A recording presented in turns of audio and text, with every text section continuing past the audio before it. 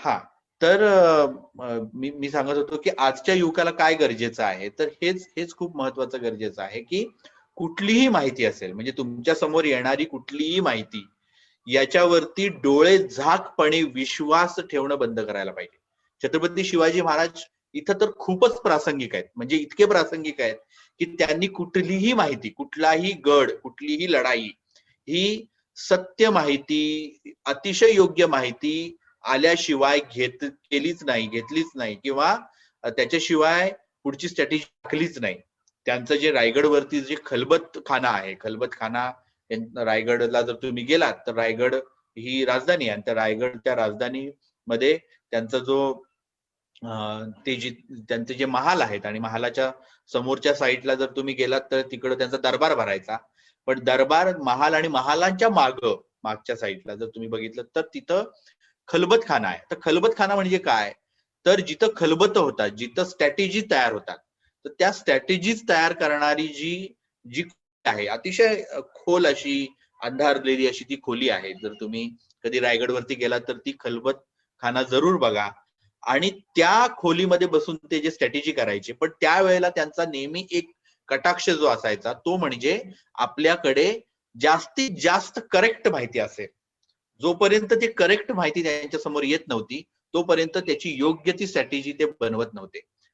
त्यामुळे आजच्या युवकांनी जे लक्षात घ्यायला पाहिजे, या सोशल मीडियाच्या आणि एकूणच इंटरनेटच्या या महाजाल ज्या आहे, त्या महाजालाच्या या सगळ्या याच्यामध्ये जास्तीत जास्त करेक्ट माहिती, जास्तीत जास्त ज्याच्यामध्ये योग्यता असेल अशी माहिती कुठून मिळेल आणि कशी असेल हे समजून घेणं ही खूप महत्वाची गरज आहे. आणि ती का गरज आहे, कारण इतिहास नेहमी जो लिहिला जातो तो इतिहास हा एकतर्फी सुद्धा लिहिला जातो.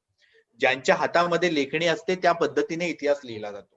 ज्यांच्या हातामध्ये ज्यांच्या हातामध्ये लेखणी आहे, ज्यांना लिहिता येतंय, त्यांचं डोकं कसं चालतंय, ते कशावर विश्वास ठेवतायत, त्याच्या आधारावरती इतिहास लिहिला जातो. म्हणजे आता जे तुम्ही प्रश्न विचारत की छत्रपती शिवाजी महाराजांना हिंदू हिंदूंसाठी लढत होते असं का म्हटलं जातं, आणि ते हिंदूंसाठी लढत होते मग ते कपडे मुघलांसारखे का घालायचे, है ना, किंवा किंवा त्यांना वेगळ्या राज्यांमध्ये किंवा वेगळ्या प्रदेशांमध्ये त्यांच्या विरोधातल्या गोष्टी सुद्धा बोलल्या जातात. तर असं का होतं, आता हे लक्षात घ्यायला आपण की मुळात छत्रपती शिवाजी महाराज यांना हिंदू बनवणं, त्यांचं हिंदूकरण करणं हे इथल्या हिंदू आणि एकूणच समाज व्यवस्था जी आहे त्यांना गरजेचं वाटलं, कारण छत्रपती शिवाजी यांना टाळून चालणार नव्हतं. छत्रपती शिवाजी महाराजांची जी पहिली, म्हणजे छत्रपती शिवाजी महाराजांना शोधून काढण्याचं काम, पुन्हा एकदा शोधून काढण्याचं काम जर कोणी केलं असेल तर ते परिवर्तनवादी चळवळीने केलेलं आहे. का परिवर्तनवादी चळवळीने केलेलं आहे, तर ते महात्मा ज्योतिबा फुले यांनी छत्रपती शिवाजी महाराज यांची समाधी शोधून काढली. महात्मा ज्योतिबा फुले यांनी त्यांच्यावरती सर्वात पहिल्यांदा पोवाडा लिहिला. तर याच्यावरनं लक्षात येते की छत्रपती शिवाजी महाराज यांची जी स्फूर्ती आहे, यांचं जे स्पिरिट आहे ते परिवर्तनवादी लोकांमध्ये पसरतच होतं. परंतु आपल्याकडे जी काही व्यवस्था आहे, जी म्हणजे एखादी गोष्ट नवीन आपण काढली की त्याच्यामध्ये व्हायरस टाकण्याची जे काम आहे, ते व्हायरस टाकण्याचं काम इथली जी मनुवादी व्यवस्था आहे, इथली जी धर्मवादी व्यवस्था आहे, ती धर्मवादी व्यवस्था नेहमीच करत असते. आणि म्हणून छत्रपती शिवाजी महाराज यांना केवळ केवळ हिंदू कसे आहेत किंवा हिंदवी स्वराज्यासाठी ते कसे लढले याच्यासाठीचे लिखाण केलं गेलं, याच्यासाठीच मांडणी केली गेली, याच्यासाठीची नाटकं तयार करण्यात आली, याच्यासाठीची पुस्तकं तयार करण्यात आली, याच्यासाठीची पोवाडे तयार करण्यात आले आणि ते लोकांमध्ये पसरवण्यात आले. म्हणजे खरं पाहायला गेलं तर छत्रपती शिवाजी महाराज हे हिंदूंसाठी लढणे असं नाहीच आहे ना. कारण छत्रपती शिवाजी महाराज जर फक्त हिंदू स्वराज्यासाठी लढले असते तर त्यांच्या सैनिकांमध्ये मुस्लिम लोक का असते, मग त्यांनी कोणाला मुस्लिमांना ठेवलंच नसतं ना. म्हणजे जर जो आरमाराचा प्रमुख आहे, आरमार जर तुम्हाला माहिती असेल की समुद्रामध्ये म्हणजे म्हणजे इथंच मी जे परत परत जे सांगतोय की आयक्यू माहितीवरती किंवा जे जे तुमच्या समोर येतं त्याच्यावरती विश्वास ठेवायला नाही पाहिजे, तर त्या माहितीच्या खोलात जायला पाहिजे आणि समजून घ्यायला पाहिजे. मुळात छत्रपती शिवाजी महाराजांना हिंदवी स्वराज्य स्थापन करायचं नव्हतं, हे स्पष्टपणे क्लिअर करायला पाहिजे. त्यांना स्वराज्य स्थापन करायचं होतं. ते हिंदवी स्वराज्य होतं का, हा प्रश्न आहे. याच्यावरती चर्चा डेफिनेटली करायला पाहिजे. त्याचं कारण म्हणजे मी उदाहरण देईन. छत्रपती शिवाजी महाराजांनी त्या काळामध्ये 1600 मध्ये स्वतःच्या आईला सती जाऊ दिलं नाही. म्हणजे आपल्या ज्या जिजाऊ आहेत, ज्यांची जयंती पण आपण साजरी करतो, की जिजाऊ जय शिवराय आपण जेव्हा म्हणत असतो, त्यावेळेला जिजाऊंनी काय केलेलं आहे, जिजाऊंच्या बाबतीतल्या गोष्टी पण आपण लक्षात घ्यायला पाहिजे. कारण जिजाऊ ह्या सती नाही गेल्या. सतीबंदी कायदा 1800 मधला आहे. ज्यावेळेला इंग्रज आले आणि हे आले, मग राजाराम मोहन राय यांनी जी चळवळ केली, त्याच्यातनं मग सतीबंदी कायदा अस्तित्वात आला. परंतु सतीबंदी कायदा 1800 मध्ये आहे. आपण 1600चा विचार करतोय. 1516 दरम्यान म्हणजे 1600च्या शतकामध्ये, 16व्या शतकामध्ये, 17व्या शतकामध्ये जर आपण बघितलं तर 16व्या 17व्या शतकामध्ये डेफिनेटली हे नव्हतं की सती जाणं हे कॉमन होतं, खूप कॉमन होतं. असं असताना सुद्धा जिजाऊ या सती गेलेल्या नाहीयेत. शहाजी राजांनंतर त्या सती कदाचित सर्वांना माहिती आहे ना सती जाणं म्हणजे काय, कारण हल्लीच्या मुलांना सती जाणं काय माहितीही नसतं कदाचित. माहिती आहे का रे सगळ्यांना? कोणी सांगेल का सती जाणं म्हणजे काय? हॅलो, आवाज येतोय सर? हा हा सर, सती जाणे म्हणजे जसं राजाराम मोहन राय यांनी त्यांची वहिनी गेल्या होत्या, जसं की त्यांच्या भावाची मयत झाली होती तेव्हा.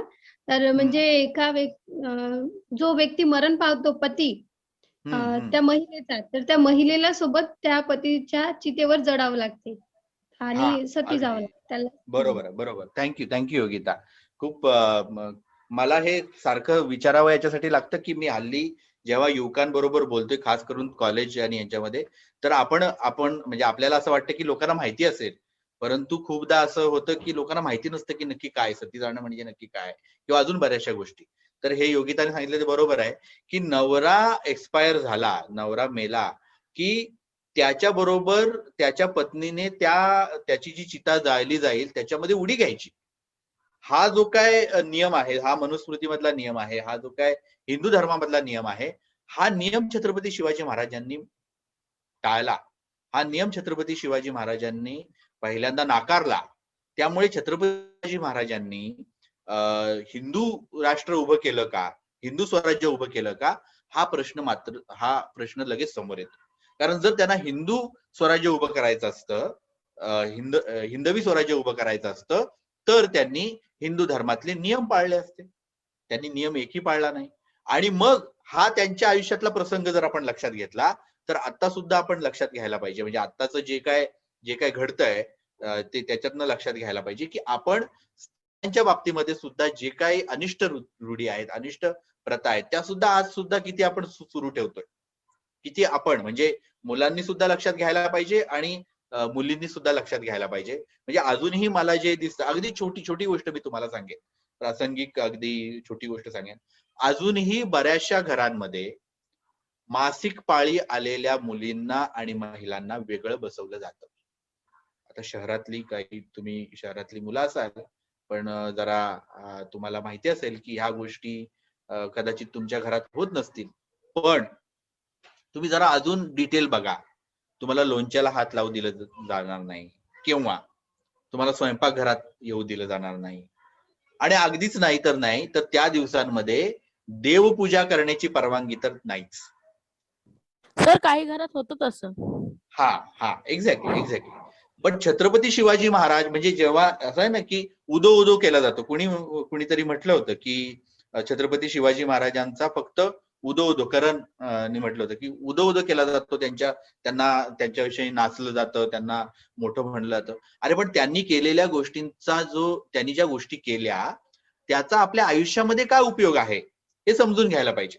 म्हणजे जर त्यांनी या स्त्रियांच्या अपमानजनक अशा जर रूढी परंपरांना नाकारलेलं आहे, तर आपण सुद्धा अशा अपमानजनक रूढी परंपरांना नाकारणं तरच छत्रपती शिवाजी महाराजांचे आपण पाईक आहोत असं आपल्याला म्हणता येऊ शकेल. नाहीतर ते केवळ उदो उदो करणं आहे, त्यांना डोक्यावर घेणं आहे, डोक्यात घेणं अजिबात नाही आहे. हे झालं स्त्रियांच्या बाबतीतलं. दुसरं मी जे सांगितलं की समुद्रगमन नाही केलं पाहिजे, हा हिंदू धर्मातला एक महत्वाचा नियम आहे. ते नाकारलं छत्रपती शिवाजी महाराजांनी. छत्रपती शिवाजी महाराजांनी ते नाकारून अलिबागच्या तिकडच्या साईडला मुरुड जंजिरा साईडचे जे काय किल्ले आहेत, ते किल्ले खास आरमार म्हणजे खास आपल्या बोटी आणि हे तयार करून त्यांनी घेतले. त्यामुळे छत्रपती शिवाजी महाराजांना स्वराज्य निर्माण करायचं होतं आणि ते स्वराज्य निर्माण करण्या ज्या काय स्ट्रॅटेजीज त्यांनी केल्या त्या केल्या. त्यांनी हिंदवी स्वराज्य उभं केलं नाही, हे याच्यातून दुसरं स्पष्ट होतं. तिसरी गोष्ट जी आहे, जी मी तुम्हाला म्हटलं की जर हिंदवी स्वराज्य करायचं असेल तर मुस्लिम का, तर छत्रपती शिवाजी महाराजांचा तोफखान्याचा जो प्रमुख होता तो मुस्लिम होता. म्हणजे तोफखाना म्हणजे आत्ताचा जर आपण विचार केला तर आता आपल्याकडे जे फ्रान्सवरून आपण जे विमानं मागवली माहितीये का, कुठली विमानं आपण मागवली फ्रान्सवरून? कोणी सांगेल फ्रान्सवरून आपण कुठली विमानं मागवली युद्ध करण्यासाठी? मोठा वाद झाला होता त्या विमानांवरून. नाही माहिती सर, सांगून द्या. बर, अजून दुसरं कोणी प्रयत्न करतंय का? कसं आहे की हे मी का मध्ये मध्ये असे प्रश्न मी का विचारतो, तर त्याचं कारण पण असं आहे की हल्ली आपण कशाच्या बाबतीमध्ये अवेअर आहोत आणि कशाच्या बाबतीमध्ये अवेअर नाही आहोत हे आपल्याला समजायला पाहिजे. म्हणजे राज्य करणं, छत्रपती शिवाजी महाराज बनणं, हे कुणीतरी म्हटलं की प्रत्येकाला असं वाटतं की आपण छत्रपती शिवाजी महाराज बनायला पाहिजे, पण मावळे बनायला कोण तयार नाही, हे व्हायला कोण तयार नाही. पण मावळे बनायला सुद्धा आपण तयार आहोत का हे बघा. कारण छत्रपती शिवाजी महाराज बनणं म्हणजे सगळ्या आजूबाजूच्या परिस्थितीची माहिती ठेवणं, त्याबद्दल अवेअर राहणं हे आहेच, पण मावळे बनणं सुद्धा तशा पद्धतीचं आहे. कारण तुम्हाला आजूबाजूच्या गोष्टी काय घडतायत, कसं घडतायत हे माहिती पाहिजे. जर त्याच्याकडे आपलं लक्ष नसेल, जर ते आपल्याला माहिती नसेल, तर आपण आत्ताच्या परिस्थितीवरती काय पर्याय काढू शकतो, काय तोडगा काढू शकतो हे नाही कळू शकत. तर मी उदाहरण, राफेलचं उदाहरण जे आहे ते याच्यासाठी देतोय की राफेल हे असं आपण म्हणतो की राफेल हे सर्वात चांगलं शस्त्र आता आपल्याकडे आहे आणि युद्ध आपण चांगल्या पद्धतीने करू शकतो. तर त्या काळामध्ये सर्वात चांगलं काय असेल, ज्या वेळेला फक्त तलवारी आणि ह्या सगळ्या होत्या, तर तोफखाना हा तोफा ज्या असायच्या आणि तोफामधून जे गोळे डागले जायचे ते सर्वात आधुनिक तंत्रज्ञान त्या काळातलं होतं. आता राफेल चालवणारा जर आपल्याकडे चीनी असेल, चीनचा माणूस असेल, चीनी माणूस आपण सैन्यात भरती केला आणि त्याला राफेल चालवायला दिलं, आणि तर तो मात्र डेफिनेटली आपल्या भारतावरच बॉम्ब गोळे टाकेल ना, आहे की नाही? जर चीन विरुद्ध आपलं जर लढाई असेल तर. पण छत्रपती शिवाजी महाराजांकडे जे आधुनिक तंत्रज्ञान होतं ते मात्र, त्याचे प्रमुख मात्र मुस्लिम होते. याच्यातून ते तर स्पष्टच होतं ना की लढाई काय मुस्लिमांविरुद्ध नव्हती, लढाई काय इस्लाम आणि हिंदू अशी नव्हती, लढाई ही स्वराज्यासाठी होती, किंवा लढाई ही राज्यासाठी होती, सत्तेसाठी होती. इथल्या लोकांचे राजा म्हणून व्हायला पाहिजे. आणि इथला काय, सगळेच लोक इथले होते, पण राज्याची लढाई, सत्तेची लढाई, अशा दृष्टीने त्याच्याकडे आपल्याला बघायला पाहिजे. आणि ही उदाहरणं जी आहेत ही समजून घ्यायला पाहिजे.